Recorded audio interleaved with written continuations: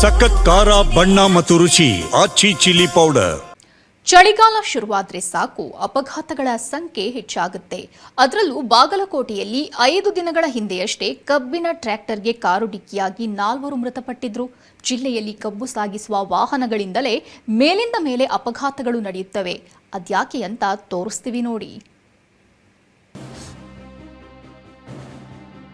ಬಾಗಲಕೋಟೆ ಜಿಲ್ಲೆಯಲ್ಲಿ 14 ಸಕ್ಕರೆ ಕಾರ್ಖಾನೆ ಇದೆ. ನಮ್ಮಲ್ಲಿ ಟ್ರ್ಯಾಕ್ಟರ್ ಟ್ರಾಲಿ ಮೂವ್ಮೆಂಟ್ ಇರುತ್ತೆ.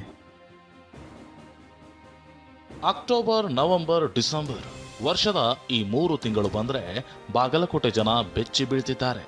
ಯಾಕಂದ್ರೆ ಕಳೆದ ಈ 3 ತಿಂಗಳು ವಾಹನ ಸವಾರರ ಪಾಲಿಗೆ ಸಾವಿನ ತಿಂಗಳಾಗಿ ಮಾರ್ಪಟ್ಟಿವೆ. ಬಾಗಲಕೋಟೆಯಲ್ಲಿ ಆಕ್ಸಿಡೆಂಟ್ ಸೀಸನ್ ಆಯ್ತು. ಚಳಿಗಾಲ ವಾಹನ ಸವಾರರಿಗೆ ಎಚ್ಚರಿಕೆ ನೀಡಿದ ಜಿಲ್ಲಾಧಿಕಾರಿ.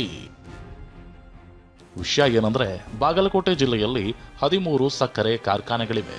ಹಗಲು ರಾತ್ರಿ ಕಬ್ಬು ತುಂಬಿದ ಟ್ರ್ಯಾಕ್ಟರ್ಗಳು ಫ್ಯಾಕ್ಟರಿಗಳಿಗೆ ಕಬ್ಬು ಸಾಗಿಸ್ತವೆ. ಕಬ್ಬು ಸಾಗಿಸುವ ವಾಹನಗಳೇ ಹೆಚ್ಚಾಗಿ ಅಪಘಾತಕ್ಕೀಡಾಗ್ತಿವೆ. 2023ರಲ್ಲಿ ಒಟ್ಟು 210 ಅಪಘಾತಗಳಾಗಿವೆ. ಅದರಲ್ಲಿ 100 ಜನ ಮೃತಪಟ್ಟಿದ್ರೆ 230 ಮಂದಿ ಗಾಯಗೊಂಡಿದ್ರು. 2024ರಲ್ಲಿ 216 ಅಪಘಾತಗಳಾಗಿವೆ. 95 ಜನ ಸಾವನ್ನಪ್ಪಿದ್ರೆ 250 ಮಂದಿ ಗಾಯಗೊಂಡಿದ್ರು. 2025ರ ಅಕ್ಟೋಬರ್, ನವೆಂಬರ್ ಹಾಗೂ ಡಿಸೆಂಬರ್ನಲ್ಲಿ 183 ಆಕ್ಸಿಡೆಂಟ್ಗಳಾಗಿದ್ದು 70 ಮಂದಿ ಸಾವನ್ನಪ್ಪಿದ್ರೆ 287 ಮಂದಿ ಗಾಯಗೊಂಡಿದ್ದಾರೆ.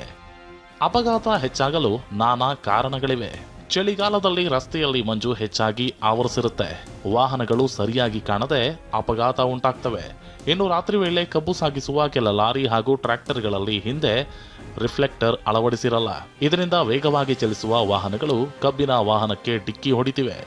ಆದರೆ ರಿಫ್ಲೆಕ್ಟರ್ ಇದ್ರೂ ಕೆಲವೊಮ್ಮೆ ಅಜಾಗರೂಕ ಚಾಲನೆಯಿಂದ ಆಕ್ಸಿಡೆಂಟ್ಗಳಾಗ್ತಿವೆ. ರಸ್ತೆ ಮೇಲೆ ರಾತ್ರಿ ಪಾರ್ಕಿಂಗ್ ಮಾಡ್ತಿರೋದ್ರಿಂದಲೂ ಅಪಘಾತ ಸಂಭವಿಸ್ತಿವೆ. ಟ್ರ್ಯಾಕ್ಟರ್, ಲಾರಿಗಳು ದ್ವಿಚಕ್ರ ವಾಹನ ಸವಾರರ ಮೈ ಮೇಲೆ ಇರುತ್ತವೆ.